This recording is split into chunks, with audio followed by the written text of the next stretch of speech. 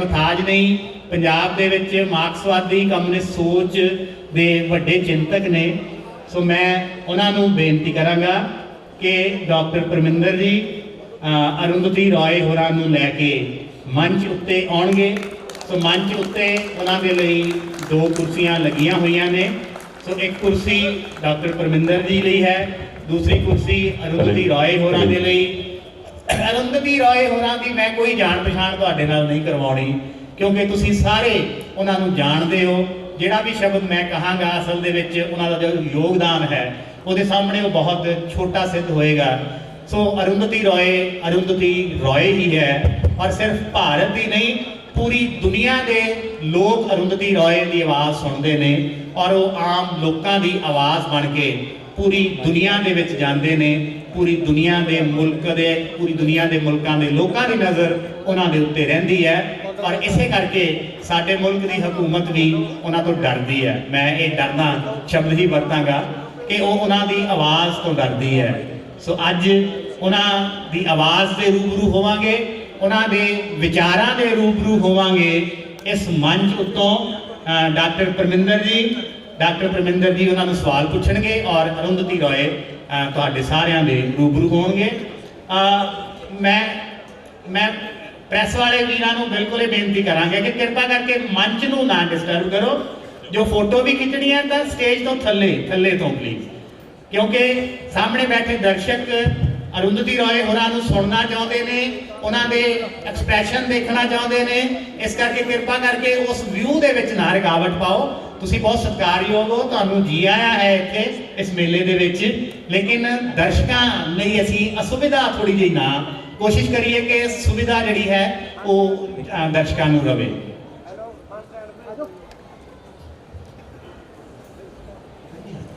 इस तो बाद अजे साडे कोल होर बुलारे भी ने। प्रवीर प्रकाश भी उन्ने ही वड्डे नाम ने जिन्हां बारे तुसीं जाणदे हो।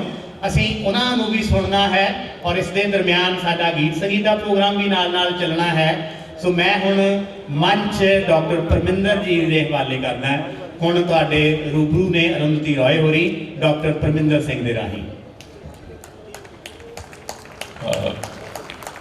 दोस्तों, मेरे लिए ये बहुत सौभाग्य की बात है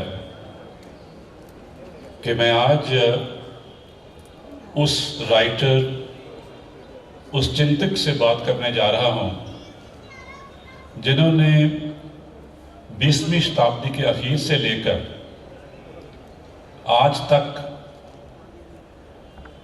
भारतीय लोगों की आवाज़ को, भारतीय लोगों के ऊपर जो जुल्म हो रहे हैं उनको, और जो हमारे समाज में या हमारे पॉलिटिकल सिस्टम में जो कुछ भी घट रहा है उसको महसूस भी किया है, उस पर लिखा भी है। ना सिर्फ हमारे लोगों के बारे में, हमारे समाज के बारे में, हमारे राज के जो जुल्मों सितम की गाथा है उसके बारे में, बल्कि पूरी दुनिया में जहाँ कहाँ भी कोई जंग होती है या कोई ऐसी घटना लगती है कि हो गई है, उसके बारे में उनकी आवाज़ हमारे मुल्क में या हमारे मुल्क से बाहर लगातार गूंजती रही है। मैं ये बात आज के हालात में ज़रूर करना चाहूँगा कि यहाँ के जो राज है उनका जो रवैया इनकी तरफ रहा है वो या तो जो मेन स्ट्रीम चैनल्स हैं, प्रेस है, उसमें से ब्लैकआउट करना, या लगातार इनके सर ऊपर जो यूएपीए जैसे कानून है उसकी तलवार लटका कर रखना। लेकिन ये हमारे मुल्क की एक ऐसी वाहद बुद्धिजीवी हैं जिन्होंने राज की इस कोशिश को नाकाम किया है और अपनी बात कहना जारी रखा है। ये पंजाब के लोगों को श्रेय जाता है, उनकी हिम्मत है कि जब कुछ महीने पहले दिल्ली के लेफ्टिनेंट गवर्नर ने आउट ऑफ ब्लू एक ऐसी परमिशन दे दी यूएपी में मुकदमा चलाने की, ये पंजाब के जमहूरी लोग थे, यहाँ के पेजेंट्स थे, एम्प्लॉइज थे, जिन्होंने मास लेवल पर राज की उस हुक्म का विरोध किया। और मैं समझता हूं कि जब ये विरोध होता है तो राज जो कुछ करना चाहता वो कर नहीं सकता। अरुंधति रॉय के दो पक्ष हैं। इन्होंने शुरुआत की एक नॉवल लिख के जिसका नाम है the God of small things. उसके बाद एक और नॉवल लिखा the ministry of utmost happiness. लेकिन उसके बाद साथ साथ इनकी कोई 7-8 मैं गिनती नहीं कर सकता जो एसेस की किताबें इनकी हैं, लेखों की, निबंधों की, जिसमें इन्होंने जितने सब्जेक्ट्स भी आप सोच सकते हैं उन पर इनके कमेंट्स हैं। Arundhati, you are a friend of mine, और मुझे ये कह के बहुत हर्ष हो रहा है कि मैं अरुंधति को अपनी दोस्त बुला सकता हूं। जब पहली बार मैंने इनकी इंटरव्यू सुनी, जब इनको बुकर प्राइज मिला था, तो जब इंटरव्यू शुरू हुई मैंने आज ही इनको बताया वो, तो ऐसा लगा कि एक ऐसे और अंग्रेजी में लिखने वाली है जिसमें अंग्रेजी में नॉवल लिखा तो इनाम मिल गया, तो इससे ज़्यादा परवाह करने की क्या ज़रूरत है।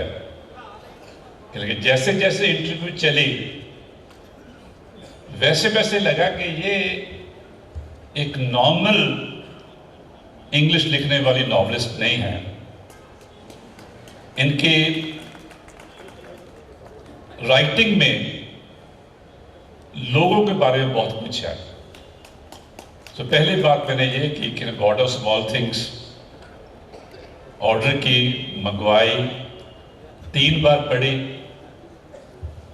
नॉर्मली नॉवल एक बार पढ़ते हैं आप, और क्योंकि मैं आप उस वक्त मैं एमए टीच कर रहा था अमृतसर गुरु नानक यूनिवर्सिटी में। सो मैंने पंजाब की पहली यूनिवर्सिटी है जहाँ इसका नॉवल लगातार उस वक्त से लेकर आज तक पढ़ाया जा रहा है। आपसे मैं पूछना यह चाहता हूं कि आपके नॉवल के 2 पक्ष हैं। एक कि समाज में, परिवार में लोगों पर, खास तौर पर औरतों पर, और जो हमारे दलित भाईचारे के लोग हैं, जैसे उसमें एक कैरेक्टर वैल्यूथा है, उन पर जो जुल्म होता है, वो जुल्म की गाथा आपका पहला नॉवल है। पर मेरे सामने सोचने वाली बात यह है कि वो जुल्म सिर्फ सामाजिक और पारिवारिक नहीं था। उस जुल्म में जो राजनीतिक सिस्टम जुल्म करता है, जैसे वैल्यूथा को टॉर्चर करती है पुलिस, और जैसे उस टॉर्चर की वजह से वैल्यूथा की मौत होती है, और जैसे उस नॉवल में 2 इंसानों का जो आपसी प्यार मोहब्बत है वो एक हाइट पर पहुंचता है। ये जो इंसानी जिंदगी का द्वंद है, हम बात इसी से शुरू करना चाहेंगे। इसके बारे में कुछ शब्द कहें। थैंक यू परमिंदर जी। सबसे पहले मैं ये कहना चाहती हूँ कि जो आप लोग बैठे हैं यहाँ पे, आपने ऐसा एक आंदोलन लड़ा है जो दुनिया नहीं देखा है, और इसके लिए मैं आपको सलाम देती हूँ सबसे पहले। और जब जैसे परमिंदर जी ने कहा, जब अखबार में खबर आया कि मेरे ऊपर सरकार UAPA लगाने का सोच रहे हैं, तो हर शहर में आप लोगों ने मेरे लिए खड़े होके आवाज़ उठाया, इसके लिए भी शुक्रिया। और तीसरी बात है कि मैं अभी आज बैठ के जो आपका थिएटर देख रही थी, झंडे का और गाना और परफॉर्मेंस, मैं वहाँ बैठ के रो रही थी, इसीलिए क्योंकि बहुत कम जगह है दुनिया में अब जब दूसरों के बारे में लोग बोल के लड़ते हैं। सब लोग अपने लिए बोलते हैं, अपने लिए लड़ते हैं, और इससे जो हुकूमत है वो बहुत खुश है कि सब अपने अपने कुएं में बैठ के कूद रहे हैं और एक दूसरे का भाईचारा ख़त्म हो गया दुनिया में। तो इसके लिए आपको मैं बहुत बधाई करना चाहती हूँ। शायद इंडिया में सिर्फ एक और जगह है, मेरी मुल्क केरला, जहाँ पे लोग पैलेस्टीन के लिए खड़े हो जाते हैं। नहीं तो पहले हमारा देश पैलेस्टीन का दोस्त था और अभी हम हथियार भेज रहे हैं इज़राइल को, वर्कर्स भेज रहे हैं इज़राइल को, मतलब हमारा धन भी जा रहा है, हमारा गरीबी भी जा रहे हैं। जो लोग इतना गरीब है कि वो एक बैटल ग्राउंड स्टेज में जाके काम करने के लिए तैयार है, उनका गालियाँ सुनने के लिए भी तैयार है इजरायलियों का।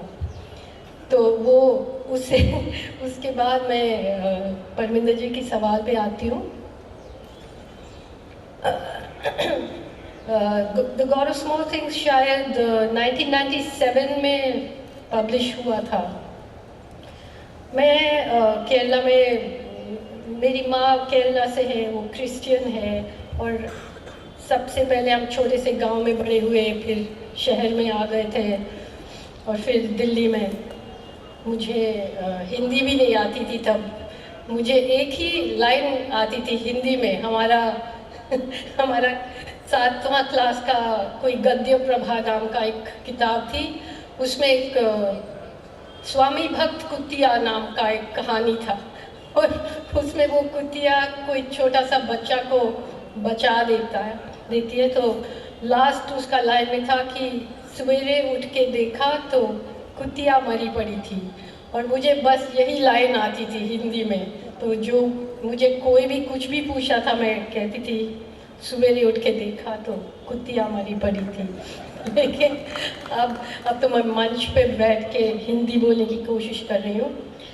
एक्चुअली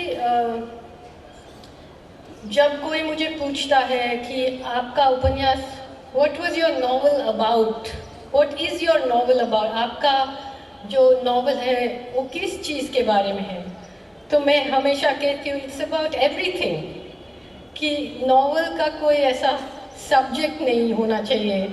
वो दिल के बारे में भी है, समाज के बारे में भी है, सरकार के बारे में भी है, नदी के बारे में भी है, मिट्टी के बारे में भी है, मछली के बारे में भी है। और मैं समझती हूँ कि अगर आप अपने आप को लेखक कहना चाहते हैं तो आपको इन सब चीज़ का समझ होना चाहिए, क्योंकि छोटे से बड़े सब कुछ कनेक्टेड होता है। और अगर मैं कभी कभी हैरान हो जाती हूँ कि हमारे देश के बड़े बड़े लेखक, बड़े बड़े इंटेलेक्चुअल्स, बड़े बड़े इंटरनेशनल लेवल के जो एकेडमिक्स हैं, जिनको बहुत बड़ा पुरस्कार मिले हैं, जो इंडिया में पैदा हुआ है, जो इंडिया में स्कूल गए हैं, जो हमारे गांव और शहर में रहते हैं, लेकिन उनका कहानियाँ में जाति का एक जिक्र भी नहीं है, जिक्र भी नहीं है, जैसे कि वो होता ही नहीं है यहाँ पे।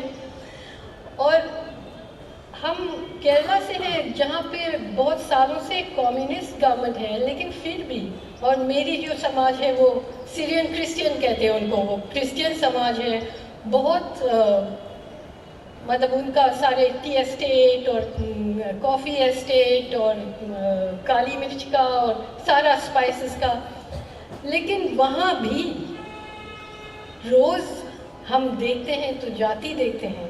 सिर्फ वर्ग का लड़ाई नहीं है, जाति का भी है। और जब गौरव स्मॉल थिंग्स आई थी तो और बुकर प्राइज मिला, सबसे पहले मेरे ऊपर बहुत लोगों ने केस डाला, हर 5 साल 5 पुरुष मेरे ऊपर केस लगाते हैं, कोई किताब में अश्लील बात है करके।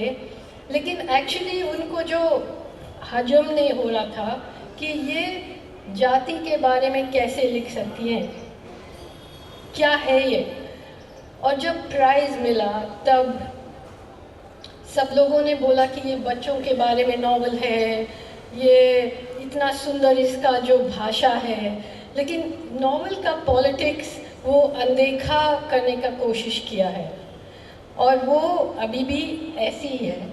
लेकिन हम लोग कभी अगर अपने आप को लेखक कहते हैं तो हम कोई मैनिफेस्टो लेके नहीं लिखते हैं, हम अपना सच्चाई ढूंढते हैं और उसमें कैसे आप उसको स्ट्रक्चर करेंगे, कैसे लिखेंगे, और सब कुछ में पॉलिटिक्स है। आपका कैरेक्टर्स में पॉलिटिक्स है, आपका भाषा में पॉलिटिक्स है, आपका नॉवल का स्ट्रक्चर में भी पॉलिटिक्स है। इसके बाद मैं डायरेक्टली पॉलिटिक्स पर आना चाहता हूँ। ये मेला गदराइट्स की याद में किया जाता है।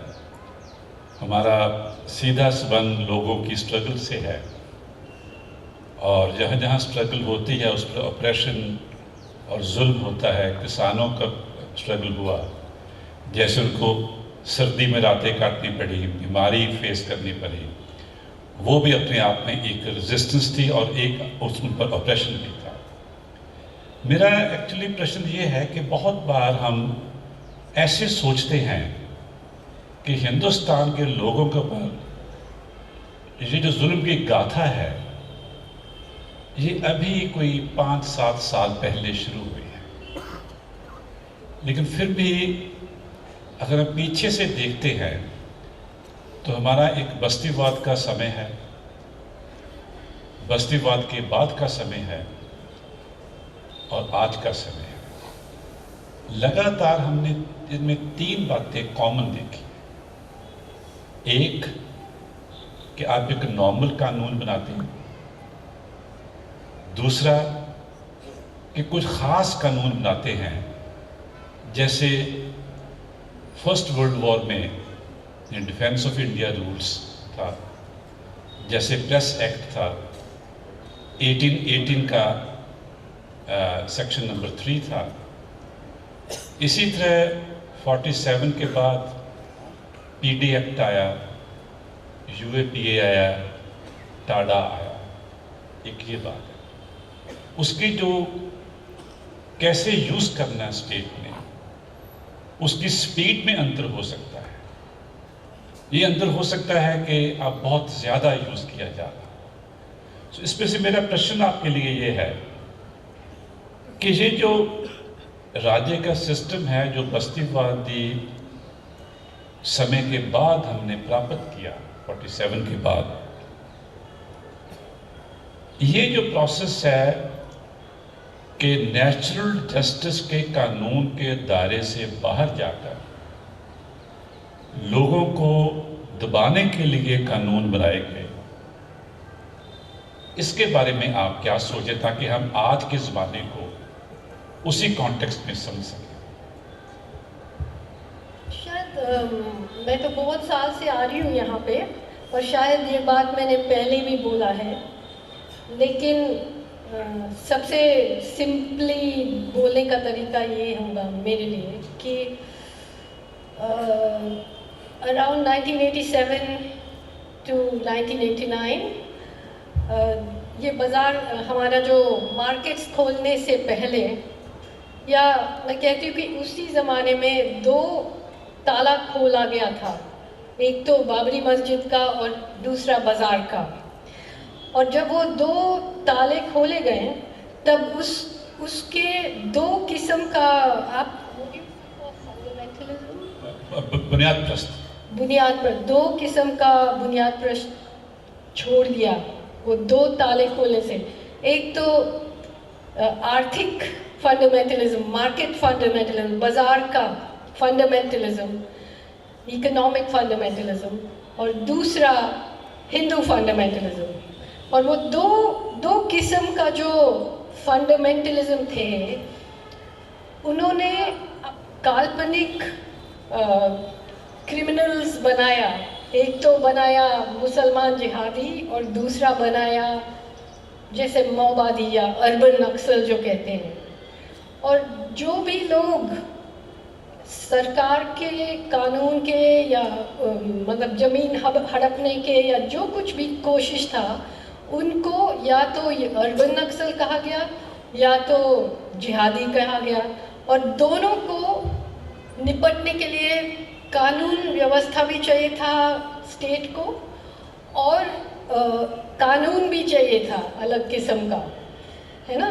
तो अब क्या हुआ कि बस्तर में या जो भी मुसलमान नहीं है, अगर कोई भी विरोध करे, जैसे आपका आंदोलन भी, फार्मर्स आंदोलन, दिल्ली में जब पूरे दिल्ली में आप लोग आके बैठे थे, मैं बहुत कम आई थी वहाँ पे, इसीलिए कि वो मुझ जैसे लोगों को लेके पूरा आंदोलन को बदनाम करने की कोशिश करेंगे कि ये अर्बन नक्सल आ गए, नक्सलवादी आ गए, ये वगैरह।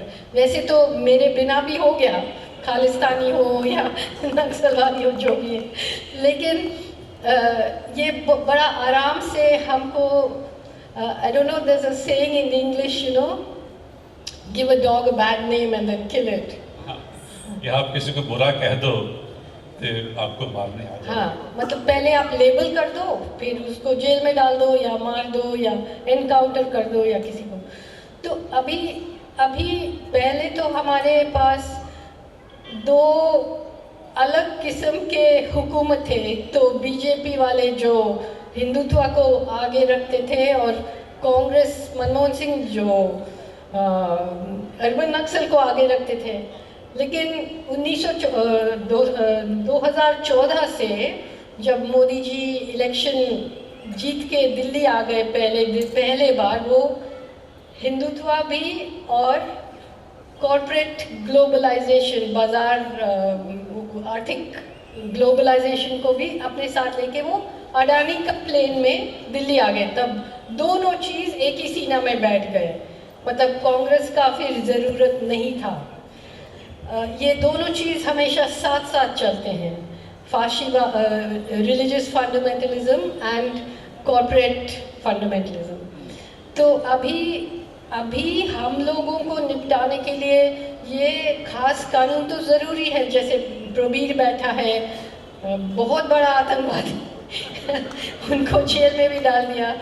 या अभी खासकर यूएपीए का अमेंडमेंट किया था, उसमें क्या कहा था, अमित शाह ने ये कहा कि ये जो आतंकवादी है जो बंदूक लेके घूमते हैं, उससे भी ज़्यादा खतरनाक है ये इंटेलेक्चुअल्स, ये हम जैसे लोग। तो अब उनको समझ आ गया कि ये जो आइडियाज़, जो आइडिया है वो बंदूक से भी ज़्यादा। तो कौन आजकल जेल में सब कौन है? वो लोग हैं जो लेफ्ट का विचार को लेके सॉलिडारिटी बनाना चाहते हैं, उनके साथ यकजहती करना चाहते हैं, मुसलमानों के साथ, दलित के साथ। तो भीमा कोरेगांव क्या है? वही है ना।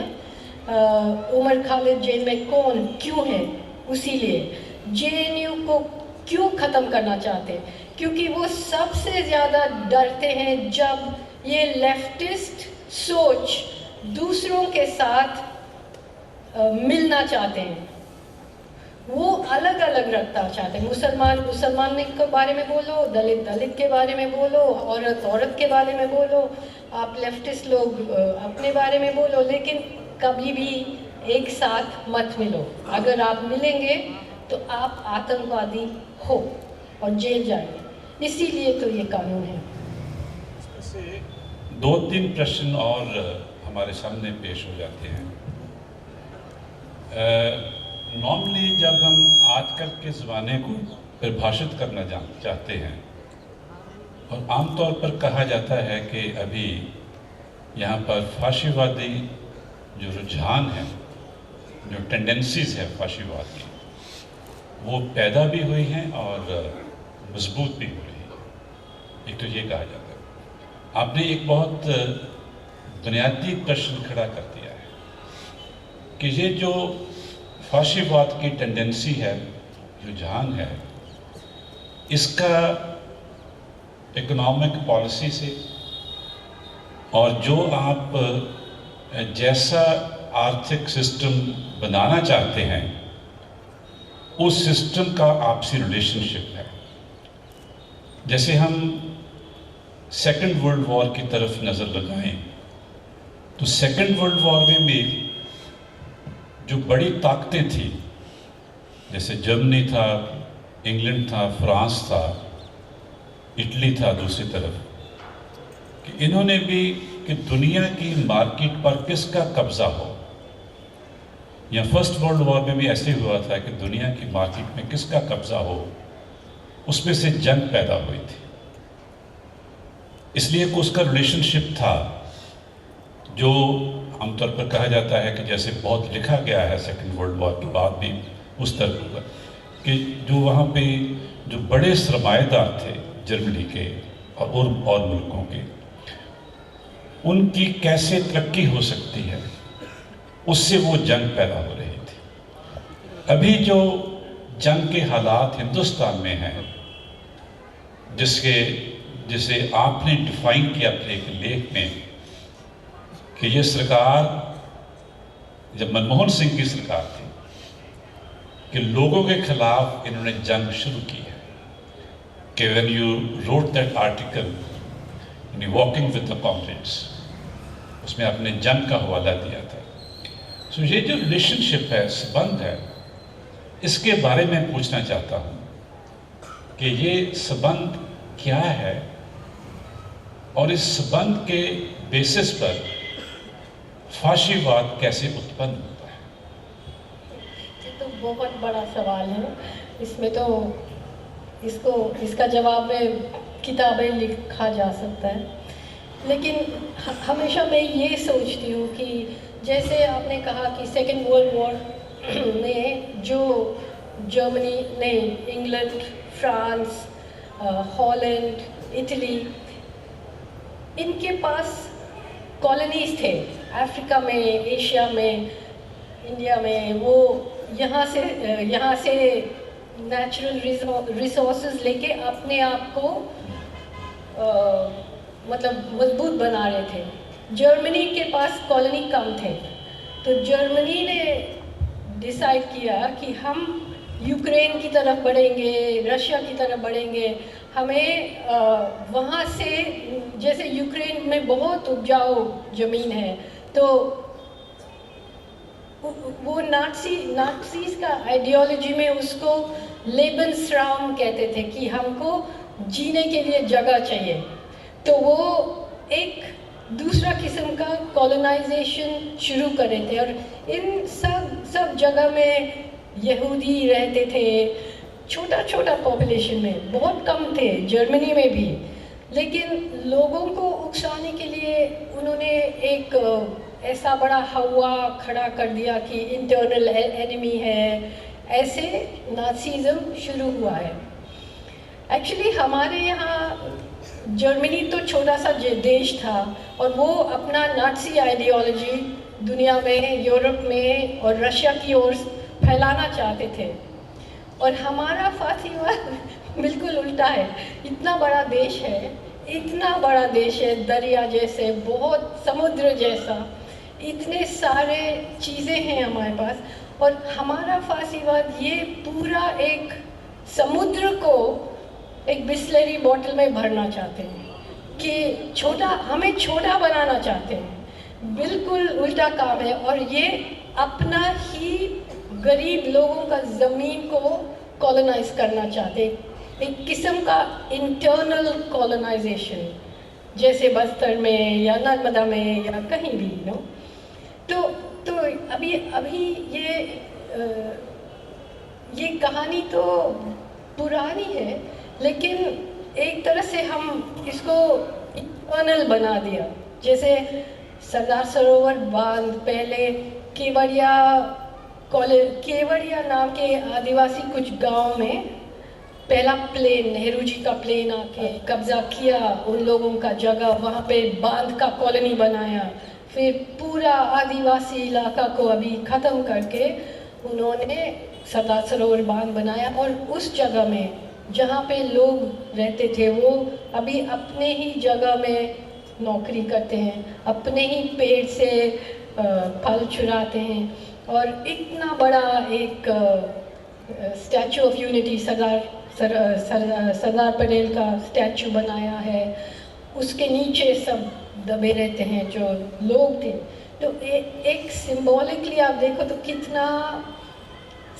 कितना मतलब ओपनली एक कॉलोनाइजेशन है, लेकिन नेशनल बॉर्डर्स के अंदर।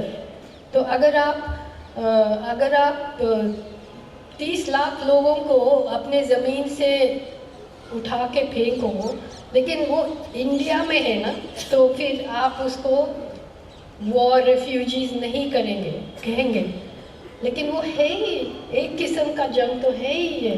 किसी कुछ 5-7 लोगों का फ़ायदा के लिए पूरा देश अभी उसका चुका रहा है कीमत। अभी हमारे देश में 100 लोग के पास इतना धन है जो पूरा देश के लोग के पास नहीं है। मतलब ऐसा हालत हो गया है, ऐसा इंसाफी हो गया है, और हमें बताया जाता है कि ये प्रोग्रेस है, ये डेवलपमेंट है। तो फासीवाद अपना चेहरा बदल देते हैं अलग अलग किस्म के प्रोग्राम्स में, लेकिन जब गुजरात में 2002 में वो होने शुरू हो गया तो हम में से कुछ लोग कहते थे कि ये फासीवाद आ रहा है। तब सारा जो लिबरल्स है कहा कि नहीं ऐसा कुछ नहीं है, कुछ नहीं, ये लोग पागल हैं। अब वो लोग बोल रहे हैं और हम बस देख रहे हैं कि क्या हो रहा है। इसमें से एक्चुअली मैं आपसे दूसरा प्रश्न इसमें से पैदा होता है, वो ये है कि जैसे आप छत्तीसगढ़ की बात कर सकते हैं, आप उड़ीसा की बात कर सकते हैं, नियमगिरी की, जिसके बारे में आपने बहुत लिखा भी था, नियमगिरी के बारे में, वेदांता के बारे में लिखा आपने जो झारखंड में जो टाटा माइंस के बारे में लिखा। जैसे बड़ा कारखाना जमशेदपुर में लगता है, लेकिन जो उस कारखाने से वेस्ट मटेरियल पैदा हो रहा है जमशेदपुर से, उसका जो फेंका जाता है उसको वो जंगल में फेंका जाता है। जो जंगल की ज़मीन के नीचे का ख़जाना है, जब कह सकते हैं कि जो प्रोसेस शुरू हुआ था 17वीं 17वीं और 18वीं सदी से लेकर वो जो विश्वीकरण का जो दौर है, जो हमारे नेचुरल रिसोर्सेज को, कुदरती ख़जानों पर वो कब्ज़ा करने की होड़ में लगे हैं अपना प्रॉफिट बढ़ाने के लिए। और जैसे हमारे बड़े लोगों का अदानी का, अबानीज़ का रिलेशनशिप है अंतर्राष्ट्रीय सरमाए के साथ, ये जो विश्वीकरण का बात है जो इस जंग की बुनियाद में पड़ा है, मैं चाहूँगा कि अगर इसमें आप कुछ हमारे दर्शकों को बता सकें कि इसका असल में मीनिंग क्या है। और दूसरी बात इससे कि सरकार उनको उनकी शर्तों पर क्यों इजाज़त दे रही है। क्या सरकार का उनसे रिलेशन दोस्ती का है और हमारे से रिलेशन दुश्मनी का है? एक्चुअली अगर हम 1950, 1960s के बारे में सोचें तो लोग किस चीज़ के लिए लड़ रहे थे? लोग ये कह रहे थे कि इनकलाब आना चाहिए, there should be a redistribution of wealth. उसको आप पंजाबी में दौलत को आप आम लोगों में बांट दो, इस तरह से कि हर को एक अपना अपना हिस्सा मिल जाए। दौलत सिर्फ दौलत नहीं, हाँ दौलत, ज़मीन, सब कुछ। मतलब एक इनकलाब के लिए लोग लड़ रहे थे। फिर आ गया 1980s, तब लोग बोल रहे थे कि यार जो जैसे नर्मदा आंदोलन में जो हमारे पास ज़मीन है वो मत छीनना। वो ज़माना वो भी चला गया। फिर लोग अपना सिटीजनशिप के लिए लड़ रहे हैं कि हमारा जो भारतीय सिटीजनशिप है वो मत छीनना। तो हमें तो दबा दबा के पीछे ले जा रहे हैं। अब आप लोग सब, आप में से बहुत लोग किसान हैं, आप पानी के बारे में, ज़मीन के बारे में, खेती के बारे में सोचते हैं, लेकिन जो लोग उस चीज़ के बारे में सोच के लड़ते थे, अब हम लोग सब कहाँ पहुँच गए?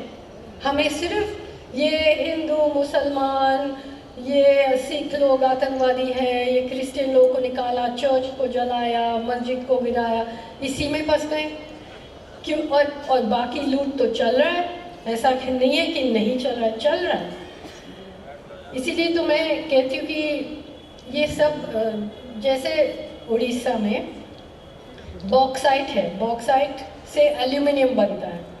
और अगर आप बॉक्साइट का जो पहाड़ है, नॉर्मली वो पहाड़ ऊपर ऐसा नहीं है, वो ऊपर ऐसे फ्लैट है, मैदान जैसे। और जब बारिश होती है, वो बॉक्साइट बारिश को एक वाटर टैंक जैसे स्टोर करते हैं पहाड़ में, और फिर वो धीरे धीरे पानी आके पूरा खेत को मतलब सिंचाई करते हैं। अब अडानी या कोई भी माइनिंग कंपनी को उससे कोई मतलब नहीं है।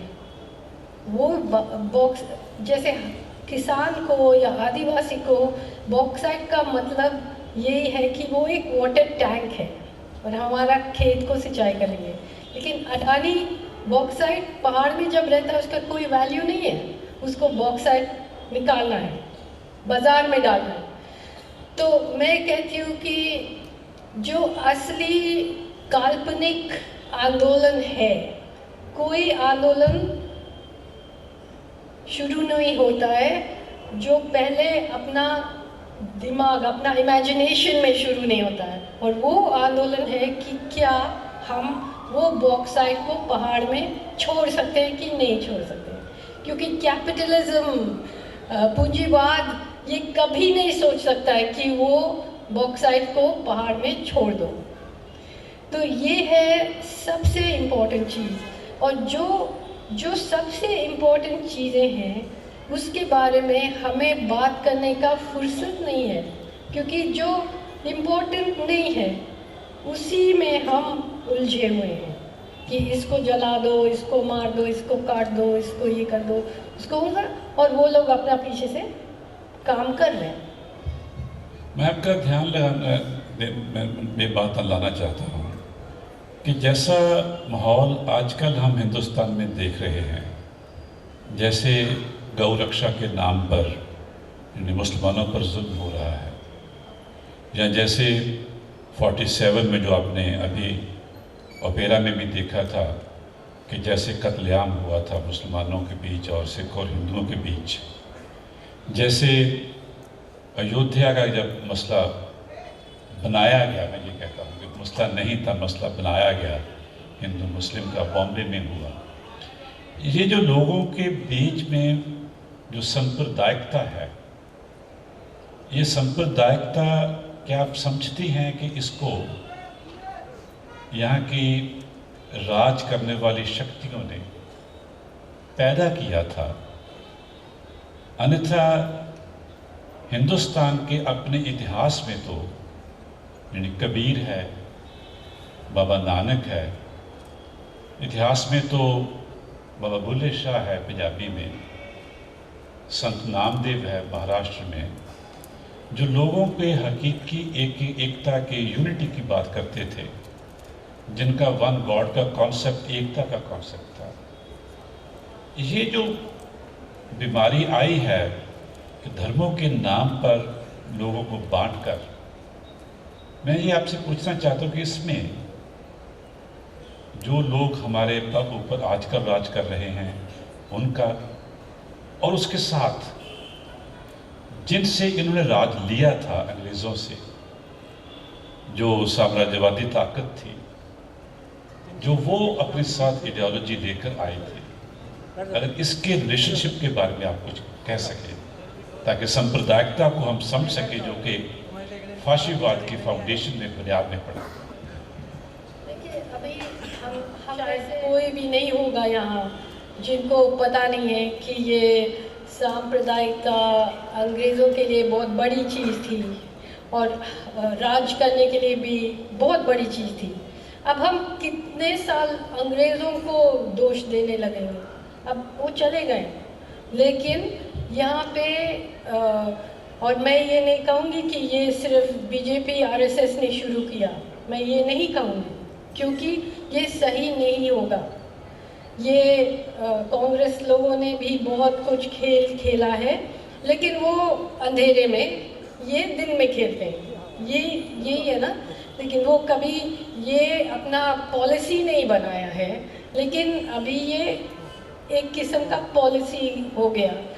लेकिन हम अभी बैठ के सरकार और आरएसएस को सिर्फ दोष नहीं दे सकते, क्योंकि सब जगह पहुंच गया।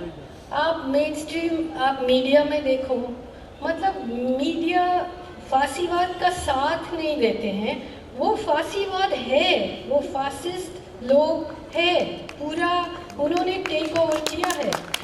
और हम लोग न्यूज़ देखते रहते हैं, लेकिन आप कल्चर में देखो, सिनेमा में देखो, व्हाट्सएप में देखो, ये सीरियल में देखो, एक मिनट में नहीं जाता है जहाँ पे ये जहर नहीं घोल रहे होते। तो हम कितने देर तक सरकार के ऊपर, अंग्रेज के ऊपर, इसके ऊपर करते रहेंगे? हमें इसका जवाब हमें खुद देना होगा। और इसीलिए मैं बैठ के रो रही थी ये प्ले देख के, ये ड्रामा देख के आज, क्योंकि मान लो कि जैसे मैंने कहा कि ये पूरा जो ताकत है, दुनिया की पूरा ताकत है।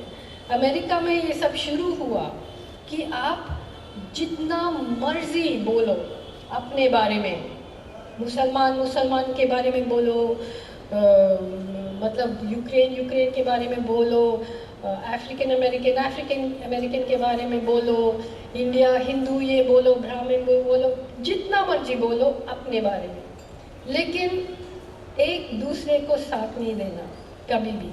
अगर अभी मैं पूछती हूँ, अगर हमारे देश में एक बहुत बड़ी शर्म की बात ये है कि जैसे यहाँ पे पंजाब और शायद केरला को छोड़ के कोई नहीं खड़ा हुआ है पैलेस्टीन के साथ, जहाँ पे जेनोसाइड हो रहे, बच्चे को मार रहे लोग, मतलब पागल हो गए वहाँ पे जो जंग है। लेकिन इंडिया में क्योंकि मुसलमान के साथ बैर है, दुश्मनी है, तो यहाँ पे कोई प्रोटेस्ट नहीं हो रहा है। क्रिश्चियंस भी प्रोटेस्ट नहीं कर रहे क्योंकि वो उनका कुछ लगा है कि जेरूसलम में हमारा वो है ये। तो सरकार और जनता एक साथ है खामोशी में, खामोशी नहीं, इजराइल के सपोर्ट में। मतलब जितने भक्त हैं उनका व्हाट्सएप का डीपी इजरायली फ्लैग है, इजरायली झंडा। लेकिन पंजाब में शायद नहीं होगा, लेकिन कश्मीर में या कहीं भी आप पैलेस्टाइन का झंडा लोग तो आप अरेस्ट हो जाएंगे। प्रोटेस्ट नहीं कर सकते हैं, बोल नहीं सकते हैं। लेकिन बाकी दुनिया में अपने सरकार के खिलाफ जर्मनी में, स्पेन में, इंग्लैंड में, अमेरिका में सारे लोग, हजारों लाखों लोग प्रोटेस्ट कर रहे हैं। ये बहुत बड़ी शर्म की बात है कि हम लोग नहीं कर रहे हैं, बहुत बड़ी शर्म। और हमारा ताकत बढ़ जाता है जब हम कोई दूसरे के लिए लड़ते हैं, हमारा ताकत कम नहीं होता है, बढ़ जाता है। मान लो कि मैं कोई राइटर हूँ जो मेरी ज़िंदगी भर में केरला का छोटा सा सीरियन क्रिश्चियन कम्युनिटी के बारे में छोटे कहानी लिख के बैठ जाओ, नहीं, सब कुछ के बारे में बोलो। जैसे किसी ने अभी बोला ना, गदरी बाबा के जो वारिस है, जहाँ भी जुल्म हो रहा है हम खड़े हो जाएंगे, ऐसा है हम लोग। तो इसीलिए हमें अब सरकार का इसका गलती छोड़ दो। हम क्या कर रहे हैं ये सांप्रदायिकता के बारे में? हम कहाँ जाते, आप लोग तो जाते, मैंने देखा शाहीन बाग में बहुत से लोग पहुंच गए, लेकिन सबको खड़ा होना है जब भी हम जुल्म देखते हैं। अपने बारे में सिर्फ सोचेंगे तो हम अपने मुद्दों को लेके भी डूब जाएंगे। ये बात आपने बहुत ठीक कही कि हम ये करेंगे उसमें डूब जाएंगे। इससे मैं आपसे बात दोबारा फ़लस्तीन में आना चाहता हूँ। हाँ, यस, फ़लस्तीन कि फ़लस्तीन पर जो कब्ज़ा होना शुरू हुआ, ये पहली जो आलमी जंग थी, उसके बाद ज़ायनिज़्म का पैदा होना, उसके बाद ज़ायनिज़्म को साम्राज्यवाद की मदद मिलना और ज़ायनिस्ट लोगों का इस धरती पर उस धरती पर जाना, और जिसको तेज़ किया गया 48 में जब इज़राइल को पैदा किया गया, इज़राइल बन गया, और उससे आज तक जो कुछ हो रहा है। लेकिन एक बात हमने बहुत शिद्दत से नोट कर रहे हैं कि जितना जुल्म फ़लस्तीन के लोगों पर तब से हो रहा है, फ़लस्तीन के लोग लगातार उसका विरोध में अपनी ताकत से ज़्यादा जोर लगा रहे हैं। वो वक़्त जॉर्ज हबाश का वक़्त था, वो वक़्त यासर अराफात का वक़्त था, वो वक़्त आज हमास का वक़्त है, हिज़्बुल्लाह का वक़्त आ गया है। लेकिन वो रेजिस्टेंस उनकी कायम है इसी तरह से, जिसमें जैसे माइनर डिटेल नावल में है कि वो जो औरत है उसको मालूम है कि मुझे मार देगी इज़राइल की फ़ौज, लेकिन फिर भी वो उस औरत की कब्र को तलाश करने जाती है, जिसके बारे में उसे मालूम पड़ा था कि इस कब्र में उस लड़की की लाश दफनाई गई है जिसको इज़राइली फ़ौज ने रेप किया था। ये जो रेजिस्टेंस है, ये रेजिस्टेंस हमें, आप जैसे आपने बताया कि बहुत जगह इन डिफरेंट फॉर्म्स देखने को मिली। हमारे हिंदुस्तान में आपने जैसे जिक्र किया कि वो रेजिस्टेंस का वो लेवल नज़र नहीं आया फ़लस्तीन के क्वेश्चन पर। इसके बारे में चाहूँगा कि आप थोड़ी सी वजाहत करें कि क्या रीज़न इसका है। एक्चुअली मैं कुछ महीने पहले बेरूत में थी, और बेरूत में बहुत सारे पुराने पैलेस्टीनियन योद्धाएं मिले जो PLO के थे, यासर अराफात के ज़माने के, और बहुत सारे। तो वो मुझसे मिलके बहुत खुश हो गए क्योंकि मैं इंडिया से हूँ, और उन्होंने कहा कि हम इंडिया आए थे, हम पूरा इंडिया घूम के बहुत बहुत गरीब लोग 1 रुपया 2 रुपया 5 रुपया फ़लस्तीन के लड़ाई के लिए मतलब डोनेट कर रहे थे। तो मैंने कहा पर इंडिया बदल गया, अब ऐसा नहीं है। तो उन्होंने कहा हाँ, हमें पता कि सरकार बदल गए, लेकिन लोग हमारे साथ हैं ना। मैंने कहा नहीं है, नहीं, ये सही है कि है नहीं। आपने किसी को देखा है, कोई प्रोटेस्ट देखा नहीं ना। तो मेरा दिल टूट गया जब मैं ये बोल रही थी उनको, लेकिन उनको झूठ नहीं बोलना चाहती थी मैं। और ये क्यों हुआ?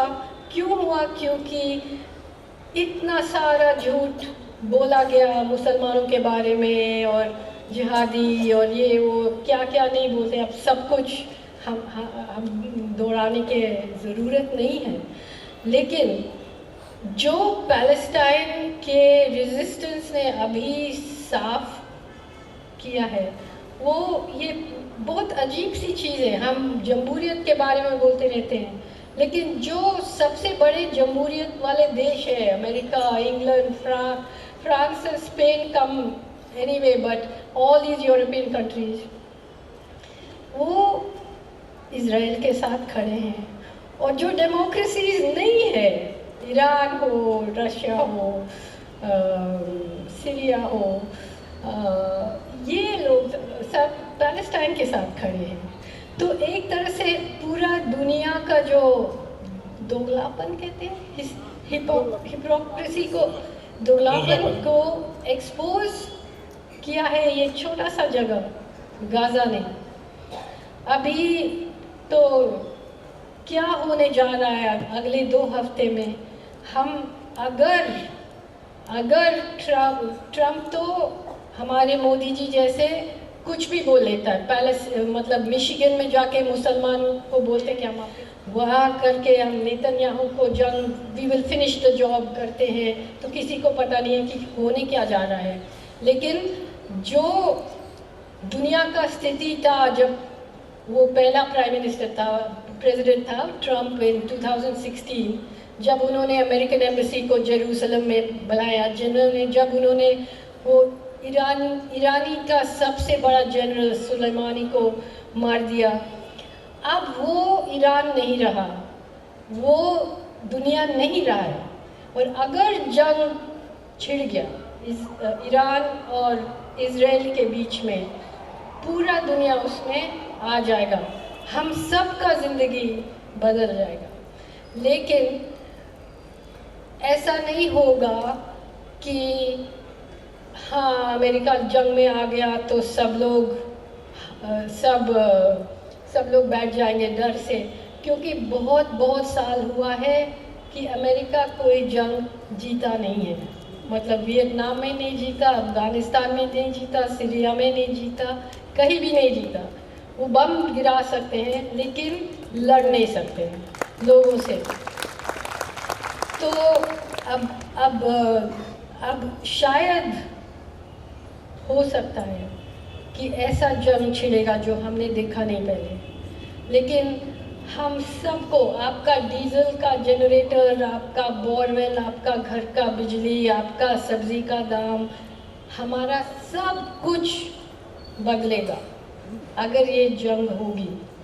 लेकिन ये जंग में हम किस तरफ होंगे हमें डिसाइड करना होंगे, क्योंकि अभी हमारे देश दोनों साइड खेल रहे हैं। वो ब्रिक्स का समिट में भी जा रहे हैं, जो Brazil, Russia, India, China, south Africa वाला, वहाँ पे अभी 27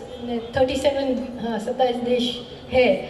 और वो जैसे जंग कब छेड़ता है, जब अमेरिका को लगता है कि हमारा आर्थिक स्थिति में बहुत बड़ा थ्रेट है।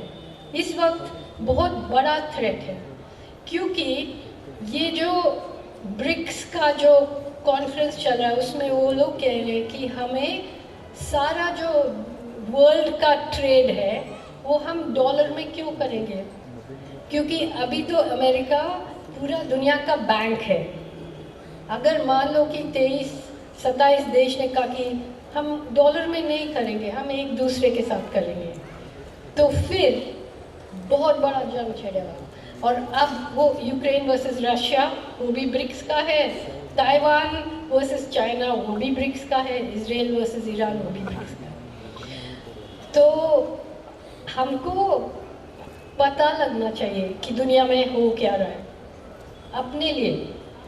दुनिया में बहुत कुछ हो रहा है आज, और जो मीडिया है हमारे देश में, इंग्लैंड में, अमेरिका में नहीं बता रहे। ढूंढना पड़ेगा आपको सही खबर। ये बात मुझे एक बहुत ज़रूरी प्रश्न है उसकी तरफ लेकर आ रही है कि अगर हम जंग से बचना चाहते हैं, जो जंग दुनिया को बर्बाद कर सकती है, और जो जंग अमेरिका जैसे मुल्क और इजराइल जैसे मुल्क सिर्फ इसलिए दुनिया पर लेकर आएंगे कि वो अपना फ़ायदा कर सकें, अपना मुनाफा कमा सकें, या उनका जो संकट है, ये बात भी मेरा ख्याल बोलनी चाहिए, आप बोल सकती हैं इसमें डिटेल में, जो उनका अपना संकट है उन मुल्कों का, उस संकट को इस जंग के ज़रिए वो हल भी करना चाहते हैं और हमारा अपना इंटरेस्ट भी देखना चाहते हैं। ये मुझे इस बात पर भी लेकर आ रहा है कि क्या हम ये कह सकते हैं कि अगर आजकल के हालात को एक तरफ जो ये बड़ी ताकतें अमेरिका जैसी, इंग्लैंड जैसी, उनका जो विश्वीकरण का जो प्रिंसिपल है आर्थिकता का, वो परिभाषित कर रहा है। क्या हमें ये कहना चाहिए कि दुनिया की परिभाषा या डेफिनेशन वो हमारे विरोध, हमारे प्रतिरोध, हमारी रेजिस्टेंस को सेंटर में, केंद्र में रखकर हो? ये जो रेजिस्टेंस को सेंटर में लाना है, इसके बारे में मैं चाहूँगा कि खुलकर बोलें आप। ऑफ कोर्स हमको, जैसे हमारे देश कोई छोटा देश नहीं है, लेकिन हमारे जो ओपिनियन है और हमारे जो पॉलिटिक्स है, वो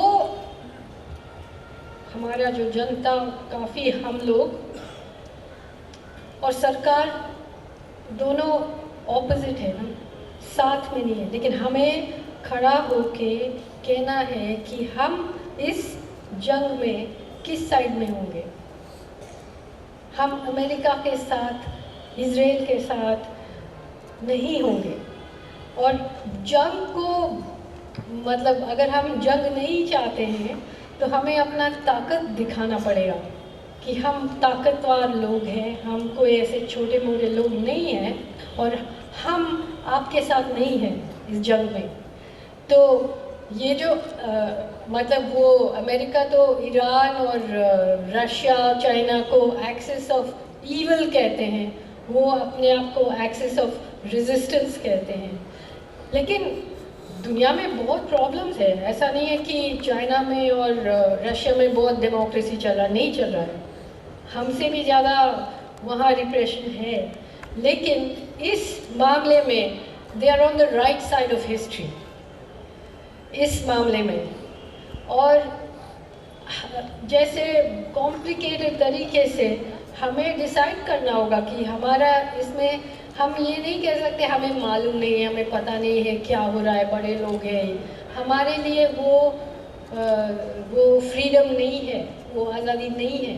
अब हमें पता करना चाहिए कि वहाँ हो क्या रहा है, फ़लस्तीन में, ईरान में कौन क्या कह रहा है, हमारे देश क्या कर रहा है। अभी तक इंडिया दोनों साइड में है, मतलब रशिया से तेल लेके उसको प्योरीफाई करके यूरोप में भेज रहे हैं। रशिया का सैंक्शन है इसीलिए। अब ट्रम्प आएगा, हमें पता नहीं क्या होगा, लेकिन बहुत बड़ा चांस है कि बहुत बड़ा जंग होने वाला है। एक ये जंग है जो दुनिया के लोग लड़ भी रहे हैं, लड़ना चाहते हैं इन बड़ी ताकतों के खिलाफ। एक जंग आइडियाज़ की, विचारों की, लोगों को इकट्ठ की हिंदुस्तान में हो रही है। उसकी नुमाइंदगी हमारा किसान आंदोलन कर रहा है और उसके साथ उस रेजिस्टेंस की नुमाइंदगी उमर खालिद कर रहा है, गौतम नवलखा कर रहा है, परवीर कर रहे हैं, आप कर रहे हैं। जितने लोग उस जंग में शामिल हैं और उस जंग में शामिल होने के बाद साईं बाबा की और स्टैन स्वामी की शहादत हो जाती, उस जंग के बारे में आपसे पूछना चाहता हूं कि वो जंग, जैसे फ्रांस फैनन ने कहा था रिचर्ड फर्स्ट ने, कि अगर हम बस्तीवाद के युग को डिफाइन करना चाहते हैं, ये डेफिनेशन की बुनियाद में रेजिस्टेंस रही होगी। बस लास्ट में आई वुड लाइक कि आप उस रेजिस्टेंस के बारे में दो शब्द बोलते। साईं बाबा मेरा बहुत करीब का दोस्त था। हमारा दोस्ती सिर्फ पॉलिटिक्स के बारे में, रेजिस्टेंस के बारे में नहीं था। साईं बाबा मेरे लिए अचार बनाता था, बहुत अच्छे छोटे छोटे। और वो 10 साल के जब वो जेल में था तब मैं उनका बहुत बचा बचा के खाती थी। और जब वो आया बाहर तो दोबारा एक बड़ा बोतल बनाया मेरे लिए, लेकिन सिर्फ 7 महीने के लिए बाहर आया। अब जब ये व्हील चेयर लेके आए थे इस प्ले में, मैं ये सोच रही थी कि कितने साल से साईं बाबा, रोना, गौतम, SAR गिलानी, ये लोग सब, हम लोग सब मिलते थे। और जब एक जेल में जाता था तो हमारा committee for the release of so and so, हम कितने प्रेस कॉन्फ्रेंस किए साथ में, और हर कॉन्फ्रेंस में एक दो लोग हमसे गायब होके या तो गुजर गए या जेल में थे, और फिर बाकी लोग करते थे। अब हम लोग सारे, हेनी बाबू, बीवी, रोना विल्सन, हम लोग सब for the defence of Sai Baba committee, और वो लोग सब अभी जेल में हैं। SAR गिलानी मर गया। तो जब भी मैं देखती हूँ कि मैं, अरे हम 2-3 ही रह गए, अब नेक्स्ट टाइम मैं सोची कि नेक्स्ट टाइम गदर मेला में क्या वो अरुंधति के बारे में बोल रहे होंगे कि वो अंदर है, अभी क्या होगा। तो लेकिन हम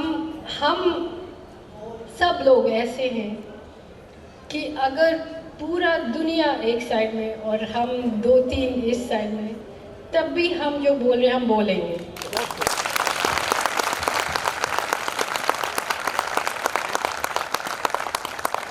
अंग्रेजी में हमेशा मैं कहती हूँ कि whatever it is, I will never be on your side.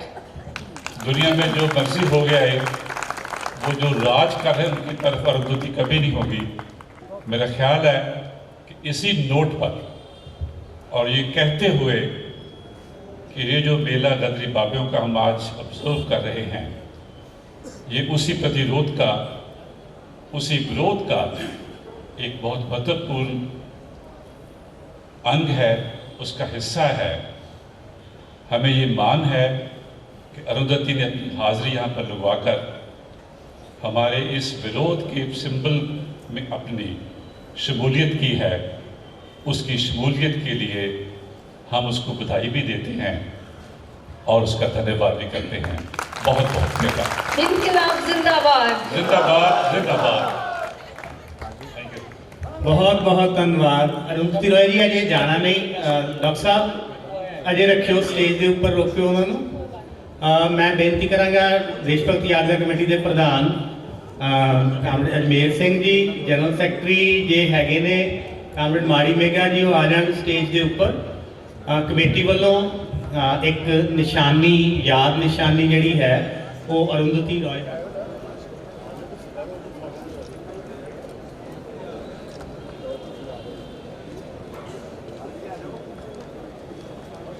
भाई साइड पे हो जाओ।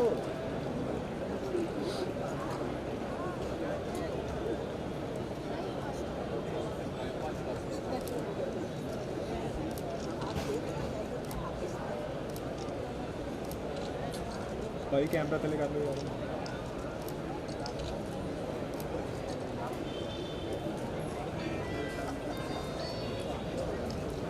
दर्शकों ਲਈ सूचना है कि उन्होंने जाना नहीं, अजे इसे तरह दियां होर बहुत बहुमूलियां गल्लां असीं सुननियां ने। साडे दूसरे बुलारे जो प्रवीर प्रकाश ने, उन्होंने भी बोलना है, संबोधन करना है, लेकिन इस दरमियान